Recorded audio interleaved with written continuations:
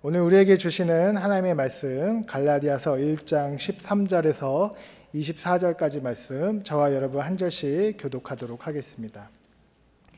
내가 전에 유대교회에 있을 적에 한 행위가 어떠하였는가를 여러분이 이미 들은 줄 압니다. 나는 하나님의 교회를 몹시 박해하였고 또 아주 없애버리려고 하였습니다. 하나님의 동족 가운데서 나와 나이가 같은 또래 많은 사람보다 유대교 신앙에 앞서 있었으며 내 조상들의 전통을 지키는 일에도 훨씬 더 열성이었습니다. 그러나 나를 모태로부터 따로 세우시고 은혜로 불러주신 하나님께서 그 아들을 이방 사람에게 전하게 하시려고 그를 나에게 기꺼이 나타내 보이셨습니다.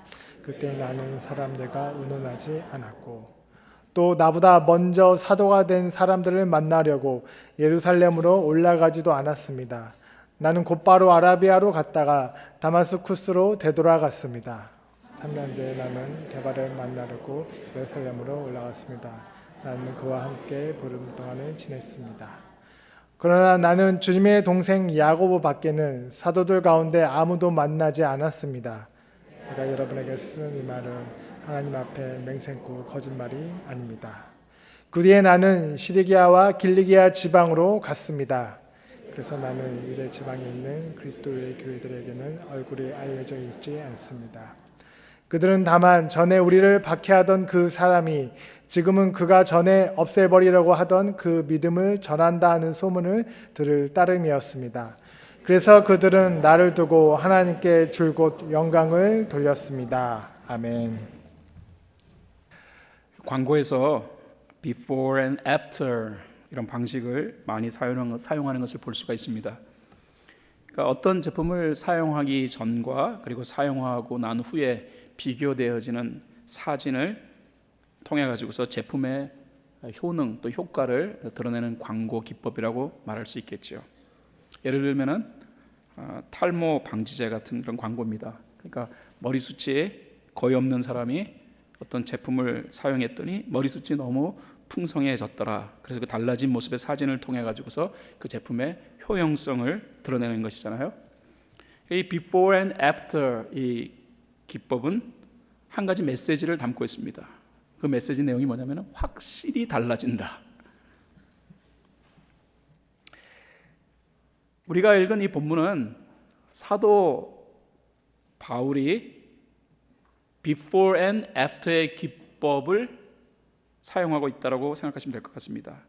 바울은 복음을 받아들이기 전의 모습 그리고 복음을 받아들인 후의 모습을 대조시켜서 표현하고 있어요. 바울은 누구나 인정할 수 있을 정도의 확실히 달라진 모습, 그러니까 복음을 받아들이고 난 다음에 확실히 달라진 모습을 표현하고 있다는 것입니다. 오늘 저는 여러분과 함께 복음을 받아들인 자에게서 나타나는 확실히 달라진 그 모습을 여러분과 함께 생각해 보고자 합니다. 먼저 복음을 받아들이면 어떤 달라진 모습이 있냐면요, 소명 의식이 생겨요. 소명이라는 말은 부르심이라는 말입니다. 콜링이라는 말입니다. 그러니까 우리의 신앙의 삶은 부르심으로 말미암아 이루어지는 건데 그 부르심은 하나님의 은혜 안에서의 부르심을 말하는 거예요. 놀라운 하나님의 은혜 안에서의 부르심이다. 자, 오늘 이 부분을 좀 같이 진지하게 살펴보고자 합니다. 바울이라는 인물을 좀 알아야 될 것 같은데, 바울은 신앙 종교심이 전혀 없었던 사람이 아니라 종교심이 원래부터 특심했던 사람들이었어요. 그러니까 바울이 복음을 받아들이기 전에 자기 자신이 섬겼던 이 종교는 유대교였었습니다. 유대교의 신앙을 따랐는데 바울은 유대교 신앙생활에 굉장히 열심을 내었다라고 스스로 밝히고 있죠. 그것이 13절과 14절의 내용 속에 담겨져 있어요. 바울은 이렇게 말합니다. 내가 전에 유대교에 있을 적에 한 행위가 어떠하였는가를 여러분이 이미 들은 줄 압니다. 나는 하나님의 교회를 몹시 박해하였고 또 아주 없애버리려고 하였습니다. 나는 내 동족 가운데서 나와 나이가 같은 또래의 많은 사람보다 유대교 신앙에 앞서 있었으며 내 조상들의 전통을 지키는 일에도 훨씬 더 열성이었습니다. 유대교를 신봉했던 바울은요, 당시 상당한 유명세를 탔던 사람이었습니다. 나이가 젊었음에도 불구하고 자신의 동년배의 나이에 있었던 사람들보다도 훨씬 더 종교적 열정이 대단하였다. 그래서 당시에 이 바울이라는 인물이 상당히 잘 알려진 그런 인물이었을 것이다 라는 것을 우리가 추론해 볼 수 있는 것이죠. 이 바울의 소문은 상당히 널리 퍼져 있었습니다. 그는 교회를 말살시키는 일을 자신의 사명으로 여겼던 사람이었어요. 그 스스로 표현하기를 자신과 나이가 같은 동년배들보다 유대교 신앙에 앞서 있었다, 그리고 유대교 전통을 고수하는 일에 열정을 불태웠다, 바울이 그렇게 표현하고 있지 않습니까? 그러니까 바울이 표현하는 복음을 받아들이기 전 before의 이 모습은 한마디로 말하면 복음에 대한 대적자의 모습을 갖추고 있었다라고 생각하시면 될 것 같습니다. 그러니까 복음에 관심이 없어 그 정도가 아닙니다. 복음이 세상을 어지럽히며 인간을 혼란스럽게 만드는 말도 안 되는 사악한 가르침으로 바울이 복음을 다루었다라는 것입니다. 그래서 바울은 하나님의 교회를 몹시 박해했습니다. 그리고 더 나아가 아주 없애버리려고 했던 그 이유, 복음으로 탄생한 교회가 사교적 집단이었다라고 판단했기 때문이에요. 자, 우리는 이제 이 바울이 보였던 이 비포의 모습 속에서 왜 바울이 복음에 대해 이렇게 대적자의 모습을 갖추었는가 하는 부분을 우리가 생각해 보아야 하는 거예요. 흔히 복음을 받아들이기 전 유대교에서 열심을 내었던 이 바울의 모습에 대하여서 우리는 이런 생각을 할 수 있어요. 그 사람 아무 생각 없이 교회를 박해하고 그리스도인을 박해했던 일종의 폭력배와 같은 사람이었다. 우리가 그렇게 생각할 수 있을지 모르겠습니다. 그런 바울을 연상하시면 안 됩니다. 사실 바울은 유대교 안에서 상당한 지성과 그리고 인격을 바탕으로 한 종교 생활을 이루어갔던 사람이었습니다. 바울의 고백을 통해서 이 부분을 우리가 충분히 엿볼 수 있는데요, 바울은 사도행전 22장 3절에서 자신의 그 모습이 이와 같았다라고 표현하고 있습니다. 나는 유대 사람입니다. 나는 길리기아의 다소에서 태어나서 이 도시 예루살렘에서 자랐고 가말리엘 선생의 문화에서 우리 조상의 엄격한 방식을 따라 교육을 받았습니다. 나는 오늘날 여러분 모두가 그러한 것 같이 하나님께 열성적인 사람이었습니다. 그러니까 바울이 자신의 이전의 모습을 설명할 때 자신은 당시 최고의 율법학자였던 가말리엘에게서 엄격한 율법 교육을 받았던 사람이다라고 스스로를 소개하고 있습니다. 가말리엘은 율법에 능통했던 대학자였어요. 그의 인격과 인품은 많은 사람에게 감동을 주었다. 그래서 그는 존경을 받았던 사람이었습니다. 일반적으로 율법을 연구하는 학자를 랍비라고 합니다. 그런데 이 율법을 연구하는 이 랍비들 가운데서도 훨씬 더 인격적으로 고상하고 더 율법에 깊이 있는 율법적 부분에 있어서 정통한 그런 소양을 갖춘 사람을 구별해 가지고서 라반이라고 불렀습니다. 가말리엘은 랍비 정도가 아니에요. 라반이었어요. 예수님도 랍비라고 그렇게 사람들이 불렀는데 이 가말리엘은 라반이라고 불러졌다는 거예요. 그러니까 얼만큼 사람들이 그를 존경했는가 하는 것을 우리가 알 수 있겠죠. 사도행전 5장에 보면은요, 이 가말리엘은 베드로와 사도들이 공회에 잡혀 죽을 지경에 처했을 때 무리들을 설득해가지고 석방하도록 도왔던 인물이었습니다. 그렇게 그는 상식과 논리를 기반으로 종교 생활을 잘 감당했던 사람이었다는 사실을 우리가 부인할 수 없는 거예요. 이 사람 밑에서 율법을 공부했던 사람이 바울이었다는 것입니다. 여러분, 학문이 깊어지면요, 일반적으로 접근법은 상당히 상식적이고 논리적이고 이성적이에요. 그래서 공부를 많이 하는 사람일수록 비이성적이거나 비논리적이거나 비상식적인 것을 잘 못 받아들여요. 그런 의미에서 이 대학자 가말리엘의 밑에서 공부를 했던 바울이었기 때문에 그는 학문의 경지가 깊어지면 깊어질수록 상당히 논리적이고 지성적이고 이성적인 판단을 했던 사람이었을 것이다. 우리가 충분히 짐작해 볼 수 있잖아요. 그러니까 지성적이고 이성적이고 논리적인 그런 관점을 가진 바울의 눈에 복음이라는 부분이 상당히 받아들여지기 어려운 것이었을 것이다. 우리가 충분히 짐작해 볼 수 있을 거예요. 왜? 복음은 뭘 얘기하냐면요, 구원은 말이에요, 행위로 이루어지는 것이 아니고 착하게 산다고 이루어지는 것이 아니고 돌을 닦는다고 이루어지는 것이 아니고 구원은 전적인 하나님의 은혜에 의하여 이루어지는 것이다. 이렇게 복음이 설명되어지니까 그 복음이 너무나도 비상식적, 비논리적, 비이성적, 비지성적으로 바울에게는 받아들여졌을 거예요. 그래서 이게 마음에 들지 아니하니까 이 복음은 정말 이 땅에서 없어지는 것이 마땅하다. 이게 지성인으로서는 당연히 여겨질 수밖에 없는 그런 생각이었을 것입니다. 그랬던 바울이 복음을 받아들일 수밖에 없었던 분명한 깨달음이 예수를 만남에 있었다라는 것입니다. 갈라디아서 1장 15절에 바울은 이렇게 표현해요. 그러나 여러분, 그러나라는 이 접속사에 우리가 초점을 맞춰야 합니다. 그러나라는 접속사는 반전을 시도할 때 사용되어지는 접속사예요. 바울은 자신의 복음을 받아들이기 전의 모습이 그 복음에 대하여서 상당히 불편한 마음이 있었으나 그러나 나를 모태로부터 따로 세우시고 은혜로 불러신 하나님에 의하여 자신은 복음을 받아들였다라는 사실을 고백하고 있습니다. 여러분, 복음이라는 것은요, 상식, 논리, 이성의 영역 이상입니다. 그러니까 혹시 오늘 예배를 드리시면서 그러면서 자꾸 목사님이 복음을 설명하는데 행위가 아니고 또 배우는 것에 의해 이루어지는 것도 아니고 인격에 의해 이루어지는 것도 아니고 전적인 하나님의 은혜에 의해 이루어지는 것이다. 나는 그것이 참 이해되기 어렵다라고 생각하신다면은 여러분 잘 생각하고 계시는 거예요. 왜? 복음은 그 이상의 영역에 속한 거예요. 그러니까 바울은 예수를 만나서 복음은 자신이 접근했던 이성적, 지성적, 논리적인 것을 초월하는 것임을 비로소 깨닫고 그는 복음을 받아들였습니다. 자, 바울이 표현하고 있는 그가 깨달은 복음에 대한 부분들을 조금 살펴봐야 될 것 같아요.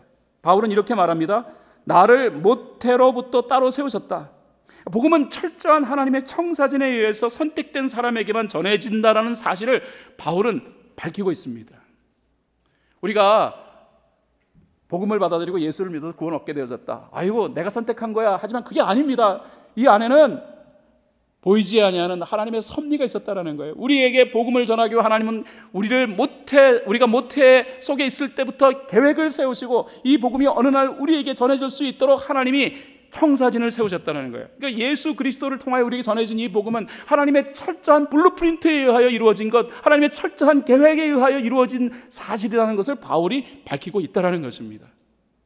우리가 어느 날 예수를 그냥 믿게 되었지만은 하나님 입장에서는 철저히 계획하시고 우리의 삶을 철저히 구분하시고 우리의 삶을 선택하시고 그 영광스러운 복음을 우리의 삶 가운데 제시될 수 있도록 하나님이 이끌어 주셨다는 사실을 바울은 분명하게 밝히고 있어요. 또 바울이 표현하는 내용이 뭡니까? 은혜라는 말을 표현하고 있잖아요. 나를 모태로부터 따로 세우시고 은혜로 불러주신 하나님. 그러니까 복음의 핵심 요소는 행위 아니에요. 혹시 여러분들이 복음을 자꾸 행위적인 것으로 이해하신다면 여러분은 복음을 정확하게 잘못 이해하고 계신 거예요. 복음은 학문적 소양도 아닙니다. 랍비들은요, 율법을 열심히 연구하고 율법적인 행동들을 이루어 가노라면은 결국은 구원이 자신의 몫이 될 수 있다. 그래서 율법을 복음으로 생각했습니다. 예수님이 오셔서 설명하신 이 복음은 아니다. 율법은 말이야, 하나님이 허락해주는 철저한 은혜에 의하여 허락되어지는 것이다. 여러분, 복음은 은혜입니다. 할렐루야. 우리가 아무리 열심히 성실하게 살아도 우리의 의지로 구원을 얻을 수 없습니다. 하나님이 우리에게 은혜를 베푸셨기에 우리가 구원을 얻게 된 거예요.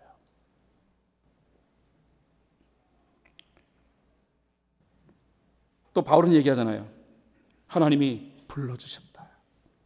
나를 모태로부터 따로 세우시고 은혜로 불러주신 하나님. 여러분, 복음은요, 부르심으로부터 출발하는 거예요. 노력이 통하는 영역이 아니에요. 내 의지가 통하는 영역이 아니에요.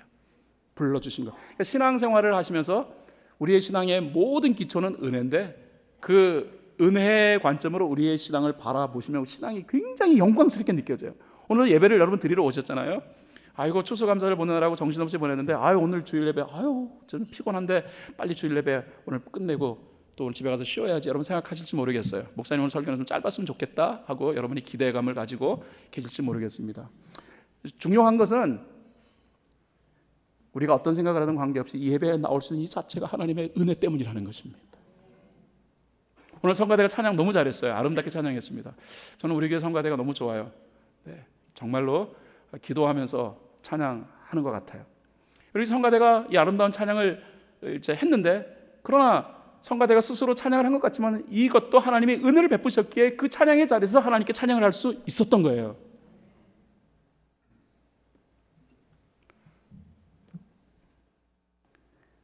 우리의 신앙의 관점으로 바라보면 이게 은혜다라고 생각하면요, 거기서부터 감격입니다. 나 같은 사람에게 예배 자리에 나올 수 있게 이끌어 주셨고, 설교할 수 있도록 이끌어 주셨고, 또 이렇게 좋은 교우들과 주일에 교제를 할 수 있도록 이끌어 주셨고, 거기다 찬양까지 할 수 있도록 이끌어 주셨고, 확신도 가질 수 있도록 이끌어 주셨고, 은혜요 은혜요 은혜입니다 라고 생각하면 이 신앙생활이 너무 감격스러운 거 아니겠어요? 사랑하는 여러분, 복음은 우리가 주도할 수 있는 게 아니에요.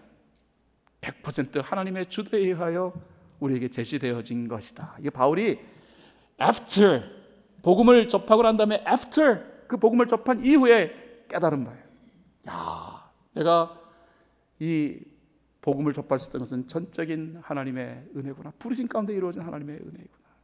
이후로요, 바울은 복음에 미친 사람이 됐어요.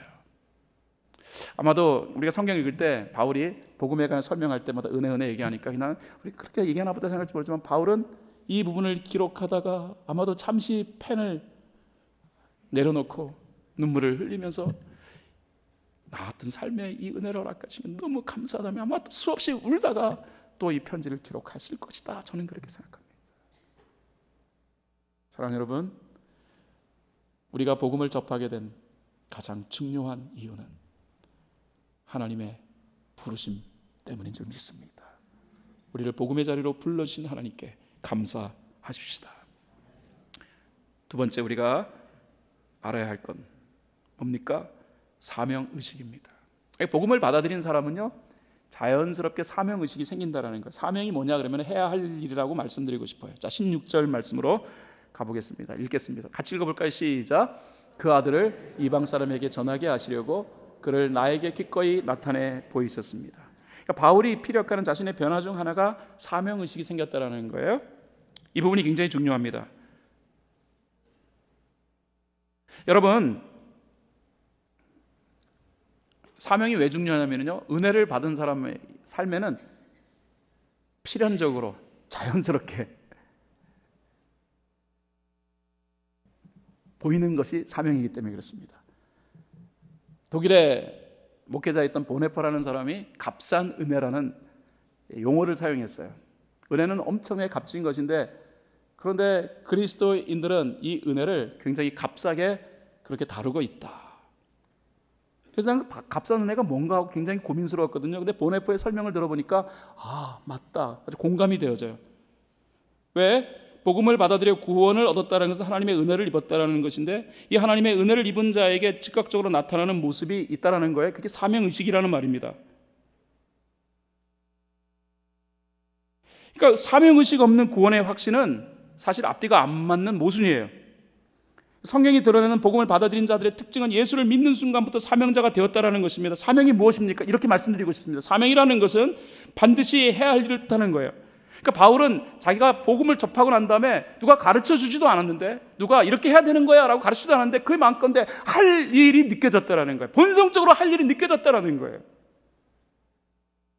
그 할 일이 뭔가? 바울은 이렇게 말합니다. 예수를 이방 사람에게 전하게 하십니다.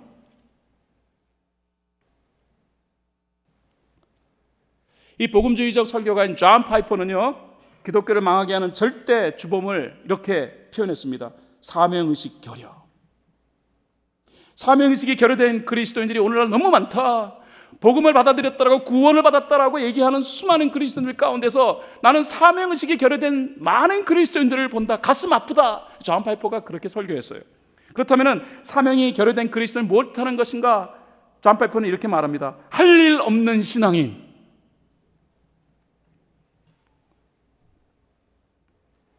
여러분, 제가 어릴 적에요, 교회 다닐 때 강단에 올라가서 간증하시는 많은 분들이 계셨어요. 근데 그들의 간증의 내용들은 어떤 거였냐면은 그리스도를 위해 뭔가 내가 해야 할 일이 많은데 나에게 주어진 인생의 시간이 너무 제한적이라서 안타깝다, 이런 간증이 굉장히 많았어요. 요즘에 제가 간증하시는 분들 쭉 들어보면은 그런 간증 거의 없어요. 그냥 간증에 하나님이 나에게 뭘 주셨어 감사하다라는 간증이 많으니까 아름다운 간증은 맞는데요. 그런데 제가 예전에 들었던 간증의 많은 부분은 하나님이 나에게 할 일을 주셨는데 그 일을 내가 꼭 감당해야 되겠는데 내 인생이 너무 짧다. 어떻게 하면 내가 그 일을 감당할 수 있을까? 나는 그것을 고민한다라는 이런 간증이 굉장히 많았습니다. 여러분, 복음을 받아들인 사람에게 필연적으로 나타나는 게 뭐냐면 할 일이 보인다라는 거예요. 할 일이 보인다라는 거예요. 여러분에게 묻고 싶어요. 여러분, 복음 받아들였습니까? 복음을 통해서 구원을 받았습니까? 그렇다면은 예수 그리스도 안에서 할 일이 보입니까? 현대 그리스도인들에게 할 일, 다시 말해 사명을 얘기하면 이건 아닙니다 라고 얘기하시는 분들이 많으세요. Not yet이라고 표현하시는 분들이 많으세요. 아직은 아닙니다. 어떤 분은 아예 까놓고 얘기하시더라고요. 저는요, 교회 자리 채우러 왔습니다.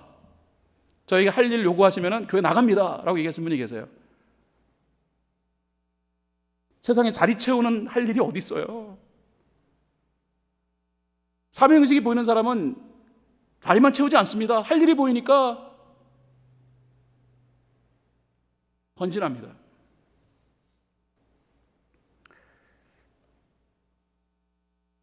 그리스도의 신앙 고백을 담은 것이 사도신경이라고 합니다. 아포스틀 크리드라고 하죠. 크리드라는 말은 한국말로 얘기하면 신조예요. 그러니까 그리스도인이 믿는 것은 이것이다 라는 I believe 라는 그런 이제 내용이 사도신경이에요. 그리스도인들은 이런 걸 믿는다. 근데 여러분, 그리스도인 믿는 거는 굉장히 엄청난 걸 믿어요. 볼까요? 사도신경. 우리 교회에서도 일부 예배 때는 사도신경을 이제 신앙 고백으로 합니다. 예배 때 웬만한 교회에서는 다 사도신경으로 예배를 시작합니다. 전능하사 천지를 만드신 하나님 아버지를 내가 믿사오며 그 아들 예수 그리스도를 믿사오니 이는 성령으로 잉태하사 동정녀 마리아에게 나시고 본디오 빌라도에게 고난을 받으사 십자가에 못 박혀 죽으시고 장사진 지 사흘 만에 죽은 자 가운데서 다시 살아나시며 하늘에 오르사 전능하신 하나님 우편한 자 계시다가 저리로서 산자와 죽은 자를 심판하러 오시리라. 여기까지 잘 보시면은요, 예수에 대해 우리가 믿는다라는 고백적 내용이 뭡니까? 예수 그리스도께서 죽었다, 부활하셨다, 동정녀 탄생하시고 죽었다, 부활하시고 승천하시고 다시 재림하신다. 여러분, 굉장한 내용입니다. 아니, 예수님이 동정녀 탄생을 하셨다? 이게 세상적인 관점으로 보면 이거 믿기 어려운 내용이에요. 그거 안 믿어진다고 교회 오시는 걸 힘들어하시는 분도 계세요. 근데 그뿐만 아닙니다. 예수님이 죽었다 다시 살아나셨다. 그리고 예수님이 승천하셨다가 이제 세상을 심판하러 다시 재림하신다. 우리가 그냥 사도신경을 고백하지만 어마어마한 내용들을 우리가 지금 고백하고 있는 거예요. 이거는 기적을 고백하고 있는 거예요. 근데 그 사도신경 안에 또 한 부분이 담겨져 있습니다. 그 내용이 뭐냐면은 거룩한 공예와 성도가 서로 교통하는 것을 나는 믿는다라는 거예요. 거룩한 공예는 교회를 말하는 거예요. 교회의 거룩성을 위하여서 그리고 성도의 연합을 위하여서 나에게 사명이 주어졌다는 사실을 나는 믿는다. 사실 우리가 이 부분보다도 앞서서 예수 그리스도의 동정녀 탄생, 예수 그리스도의 죽음, 부활, 승천, 재림, 이 부분에 비하면 우리의 사명을 믿는다라는 이 사실은 사실 뭐 그렇게 어려운 부분은 아니에요. 그런데 앞에 어마어마한 내용은 믿는다고 하면서 그 다음에 우리의 삶 가운데 예수 믿고 나면 사명이 제시되었습니다, 할 일이 제시되었습니다라고 말하면은요, 이 부분에 가서 이건 아닌 것 같은데 나 그럴 거예요. 나한테 할 일을 요구하면은 나는 신앙생활 못해요, 나 교회 나가요 라고 말해요.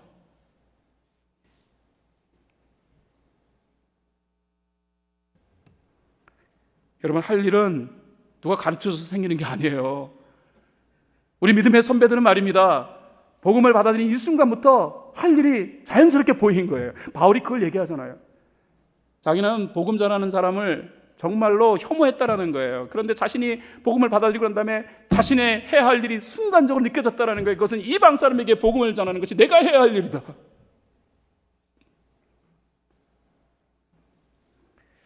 사복음서를 읽어보면요, 예수님의 은혜를 체험한 사람들은 예수를 위해 할 일을 스스로 발견했어요. 그 사람들이 시선을 피해서 살았던 수가성의 부끄러운 과거를 가진 여인, 예수님의 은혜를 체험하고 났더니 어떻게 합니까?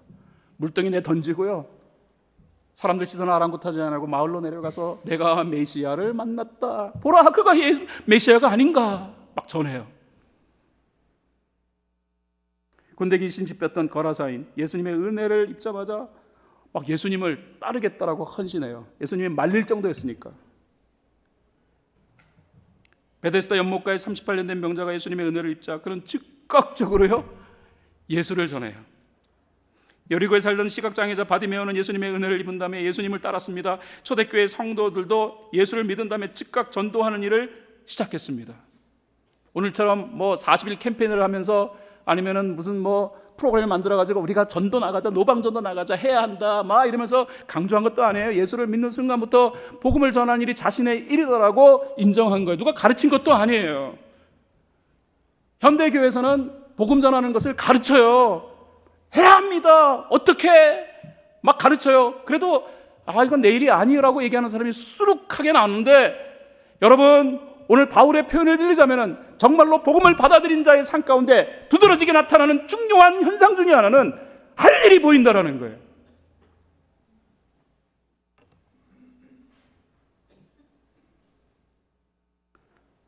그럼 사도행전 9장 19절부터 20절에 보면은요, 바울이 이렇게 표현해요. 바울은 며칠 동안 다마스쿠스에 있는 제자들과 함께 지냈다. 이것은 이제 바울이 다메섹 도상에서 다마스쿠스로 가는 길에 예수님을 만나 복음을 접한 것이죠. 복음을 접한 다음에 잘 보세요. 그는 곧, 여기서 곧이라는 단어가 등장합니다. 곧 여러 회당에서 예수가 하나님의 아들이심을 선포하였다. 즉각적으로 배운 것도 아니에요. 복음을 접하고 났더니 할 일이 보인 거예요. 그 할 일이 예수를 전하는 것이 내가 해야 할 일이구나. 감각적으로 본능적으로 자신이 할 일이 무엇인가를 발견했다는 거예요. 여러분이 정말로 복음을 받아들였으면, 복음에 접했으면, 여러분이 누가 가르쳐주지도 않았음에도 불구하고 여러분에게 복음 안에서 해야 할 일이 보여야 해요. 교회만 왔다 갔다 하는 것이 복음을 접한 사람의 모습이 아니라니까요.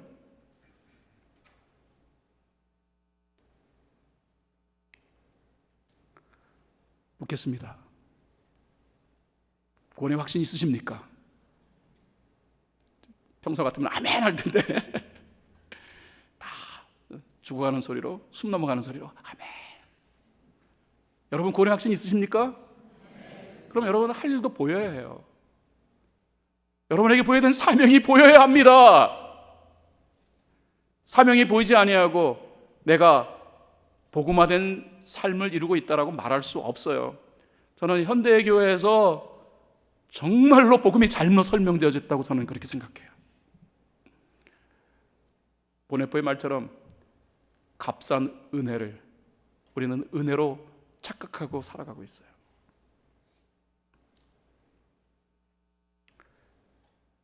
세 번째, 복음을 접한 사람에게는 제자도에 대한 열망이 생깁니다.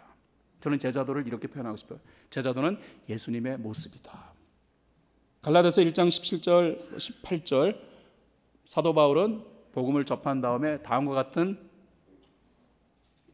모습이 본인에게 있었다라고 표현하고 있습니다. 또 나보다 먼저 사도가 된 사람들을 만나려고 예루살렘으로 올라가지도 않았습니다. 나는 곧바로 아라비아로 갔다가 다마스쿠스로 되돌아갔습니다. 3년 뒤에 나는 게바를 만나려고 예루살렘으로 올라갔습니다. 복음을 접한 후 바울이 보였던 특이한 모습 중에 하나가 3년간 아라비아 생활을 했다라는 거예요. 이 아라비아라는 것이 어떤 곳인지 잘 모르겠습니다. 제가 성경을 살펴보니까 아라비아 광야를 말한다고 얘기하는 그런 성경학자도 있고, 또 어떤 사람은 특정한 국가를 얘기하는 것이다라고 말하는 학자도 있고, 또 어떤 사람은 사도 바울이 태어났던 다소, 이 다소 근처에 있는 그런 한 도시를 지칭하는 것이다라고 말하기도 해요. 어떤 것인지 분명하게 설명이 안 되니까 이것이 저것이다 제가 탁 꼬집어 말씀드릴 수는 없습니다만, 그러나 분명한 것은 바울은 복음을 접하고 극히 사적인 장소에서 3년간의 시간을 보냈다라는 것입니다. 바울이 그렇게 표현하잖아요. 자기가 그렇게 아라비아로 간 다음에 3년 뒤에 게바는 베드로입니다. 베드로를 만나려고 예루살렘으로 올라갔다고요. 사실 바울을 제외한 모든 사도들은 예수 그리스도와 함께 생활하며 예수님을 배웠어요. 그러나 바울만큼은 예외였습니다. 예수님께서 승천하시기 전까지 바울은 예수와 무관했던 사람. 그 바울이 예수님이 부활 승천한 다음에 만나 주었습니다. 사도의 중요한 근거는 예수로부터 배우고 예수로부터 사명을 부여받는 것이었기에 예수님은 바울을 일상적인 삶에서 분리시켜 제자도를 습득하는 전환점으로 이끄셨다는 말입니다. 여기서 우리는 예수 믿은 자에게 분명히 나타나는 중요한 현상 하나를 발견합니다. 우리가 예수 믿고 나면은 와, 이것이 신앙의 중요한 현상이다라고 여기는 것들 있을 거예요. 체험이라든가 방언이라든가 환상이라든가 입신이라든가 아니 마음이 뭐 감정적 변화라든가. 그런데 사실 성경이 주목하는 것은 그런 내용이 아닙니다. 바울의 표현을 빌려서 복음을 접한 사람에게 나타나는 중요한 현상 중에 하나는 제자도에 대한 열망이라는 거예요. 제자도가 뭐냐? 그러면 제자도는 예수님 닮는 거예요. 예수님의 모습을 내 삶을 통하여 드러내는 거예요.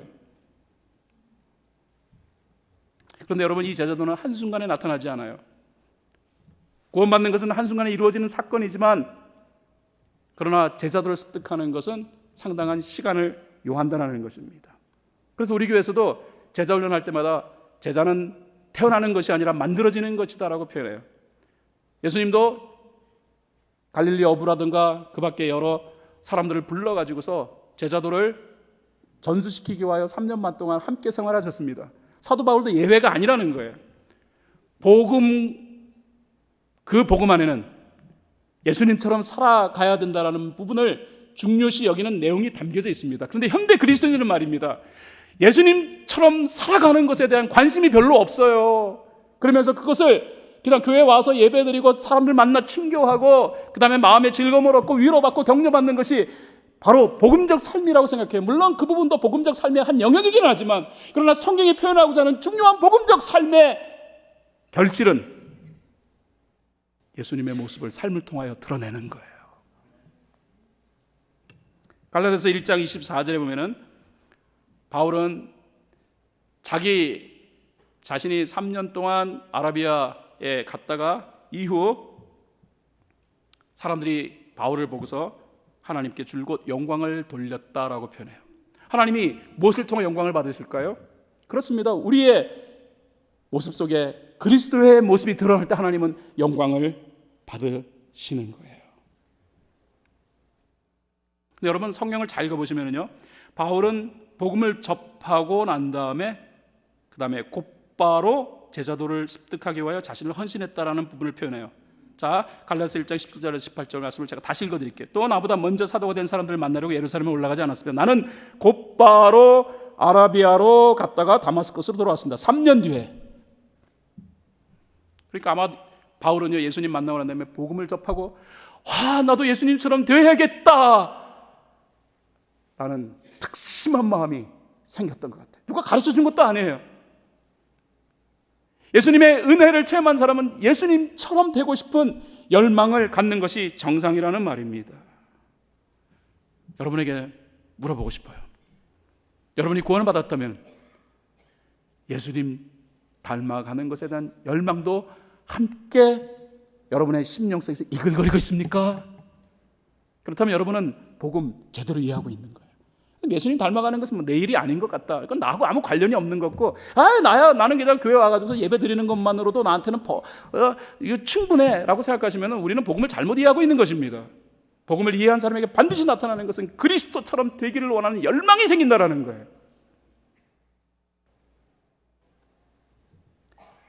영성가인 달라스 윌러드가 쓴 책이 있습니다. 이 책은 정말로 걸작이라고 얘기할 수 있는데, 잊혀진 제자도라는 그 책에서 달라스 윌러드는 이런 말을 합니다. 제자라는 말이 성경에 269회가 등장하는데 그리스도인이라는 말은 3번밖에 안 나온다. 그러므로 정확히 성경은 우리에게 제자가 되라고 가르치고 있다.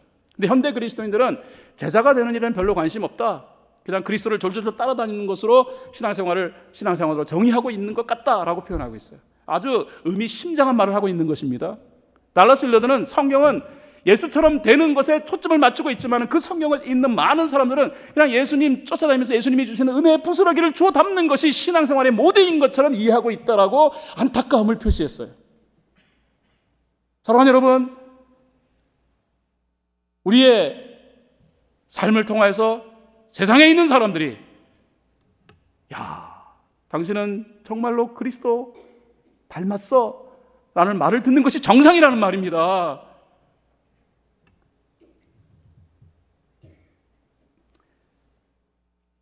초대교회에서 예수님을 믿는다라는 것과 제자가 된다는 말은 같은 뜻이에요. 오늘날 현대 그리스도인들은 예수를 믿는 것과 제자가 되는 것은 같은 게 아니라고 생각해요. 예수를 믿는 것은 내가 해야 할 일이지만 제자가 되는 것은 목사님이 해야 할 일이거나 장로님이 해야 할 일이거나 권사님이 해야 할 일이지 나하고는 관계없는 거예요. 모태신앙을 가진 사람이 해야 할 일이지 이렇게까지 정의해요. 예수님의 제자가 된다는 것은 우리의 모습 속에서 예수 그리스도의 흔적이 드러나는 것을 말하는 것입니다. 그래서 예수님은 제자들에게 어떤 명령을 내리셨습니까? 너희는 신도 만들라고 명령하신 게 아닙니다. 너는 가서 모든 민족을 제자로 삼으라고 말씀하셨어요. 제자로 삼기 위해서는 우리가 예수님의 모습 있어야 해요. 예수님의 모습을 전할 때 사람들은 예수 믿는 것은 저런 것이구나라고 발견하게 되고 그들도 제자가 되는 거예요. 성경은 제자를 위한 것이고 교회는 제자들의 공동체입니다. 할렐루야.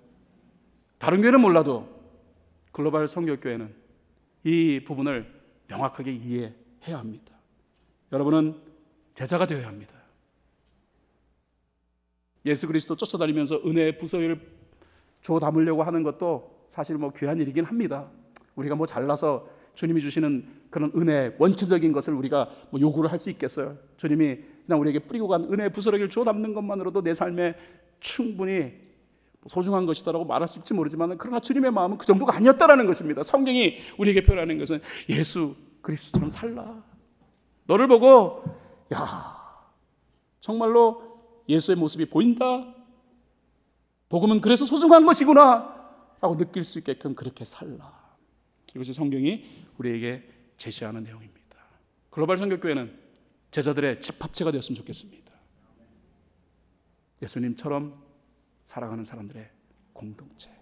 제가 꿈꾸는 교회, 김지선 목사가 꿈꾼다고 의미 있겠습니까? 우리 모두가 꿈을 꿔야죠. 성경이 제시하는 것이 우리의 꿈이 되기를 바랍니다. 여러분의 삶이 제자, 도를 중심으로 하는 삶이 되기를 바라요.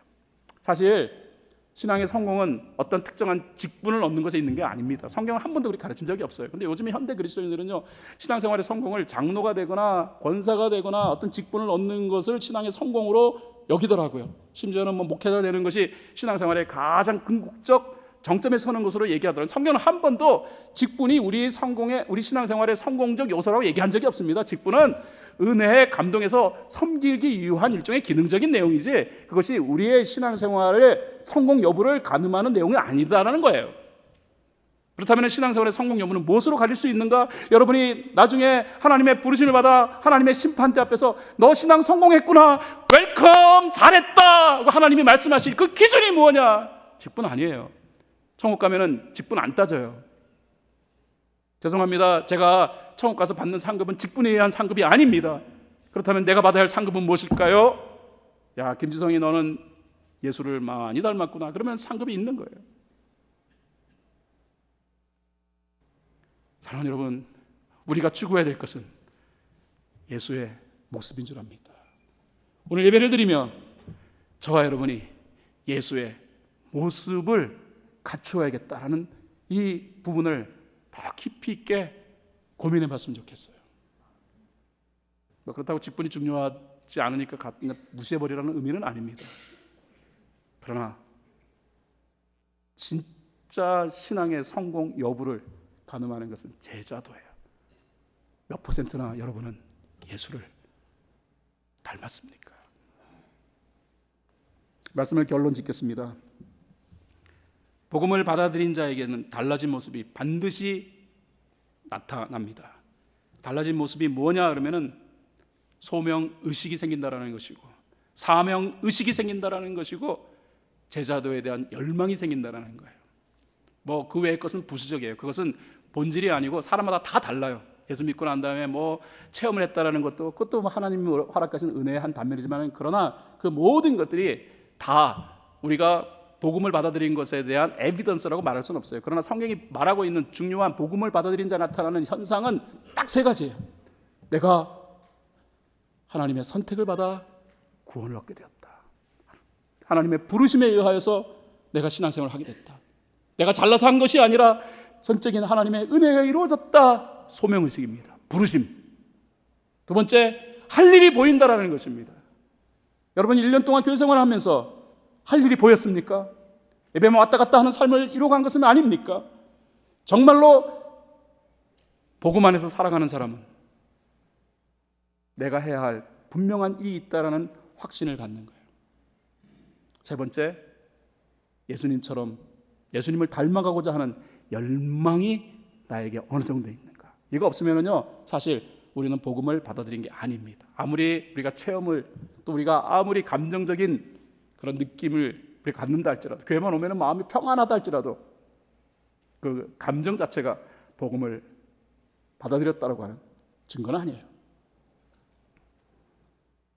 여러분에게 중요한 말씀을 제가 계속 드리는 이유는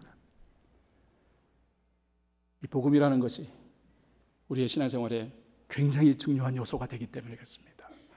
22년 제가 목회했는데 실상 여러분이 복음을 제대로 이해하지 못했다면 저는 하나님 앞에서 큰 책망을 받을 수밖에 없어요. 아니, 여러분은 너무나도 불행한 삶을 살아가고 있는 거예요. 시간 내고 또 여러분의 헌신하고, 그런데도 불구하고 복음과 무관한 삶을 살았다면 어떻게 돼요? 안타까워요. 저는 여러분 모두가 복음을 정확히 이해하고 그 복음이 가져다는 진정한 은혜의 대상인 수혜자가 될 수 있기를 바라는 것입니다. 이 영광스러운 복음, 이 복음 앞으로 우리를 불러주심에 감사하며 혹이라도 복음에 대한 분명한 이해가 되지 않는다라고 생각하시는 분이 계시면 거듭 말씀드립니다. 제 방문을 노크해 주세요. 찾아와 주세요. 이러라고 제가 있는 거예요. 여러분에게 복음을 설명해 드릴게요. 그리고 복음의 가치를 여러분들에게 설명해 드릴게요. 아무쪼록 복음과 더불어서 하나님이 허락하시는 감동적인 삶을 매 순간마다 이뤄가는 여러분 모두가 될 수 있기를 예수 그리스도의 이름으로 축원을 드립니다.